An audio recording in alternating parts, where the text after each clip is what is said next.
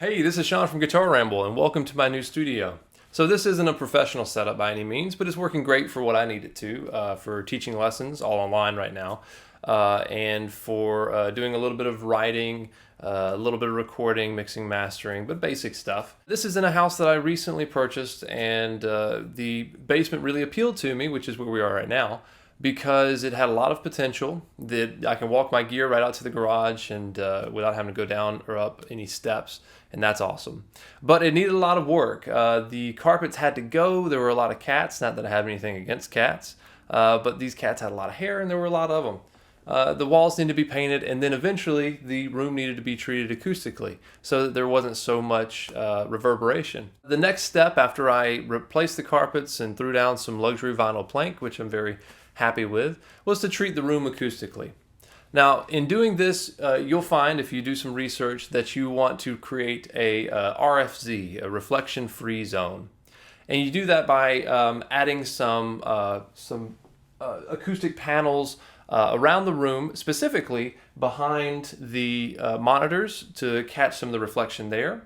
You might want to have some bass traps in the corners, and then I have some panels on the walls to hit the first reflection points, all of which you can kind of read a little bit more about. I'll put this in an article on our website if you'd like. I created these panels with a wood frame. I created the wood frame with 1x4 pine planks. That was pretty simple to do if you know some basic carpentry. And inside, I used rock wool safe and sound insulation.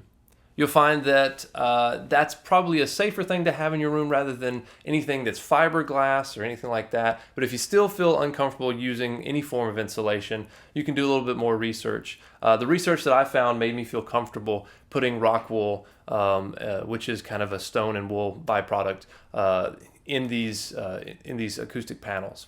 I covered them with fabric. This was a failed attempt at the very beginning because I used a fabric that was not very breathable. And I found that as I talked into it, I could hear a lot of highs and mids kind of coming back at me, more so than when the fabric was not there. So I found a different fabric. It just took some reupholstering. And what I ended up with, I found at Hobby Lobby.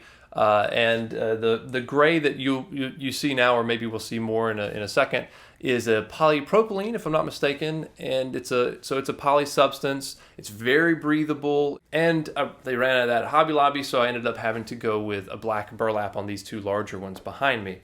Burlap is totally fine. It's great. It's breathable, but it's just a little messy, and some people don't like messing with it. So that's the panels. I'm really happy with how they turned out.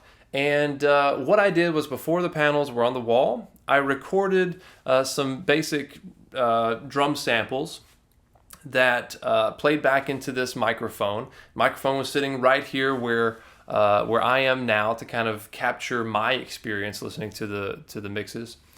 And then when I put the panels back on the wall, I played the exact same things, tried to keep all the settings the same, and try to hear for a difference.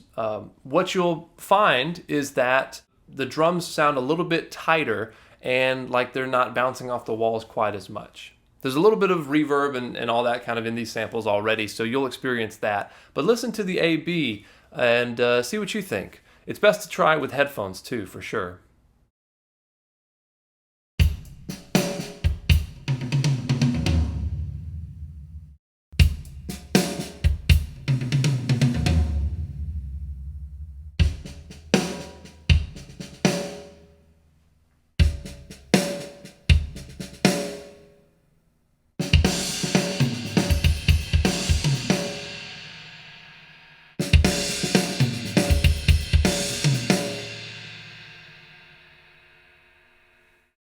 So did you notice a difference?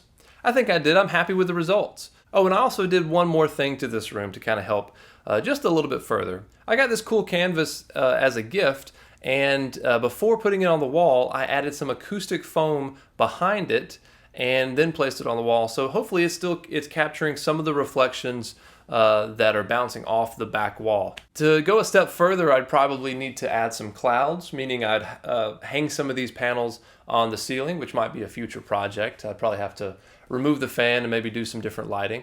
But I'm happy with what I have now, and if you have any questions, let us know by commenting below or check out our website at guitarramble.com, and thanks for watching.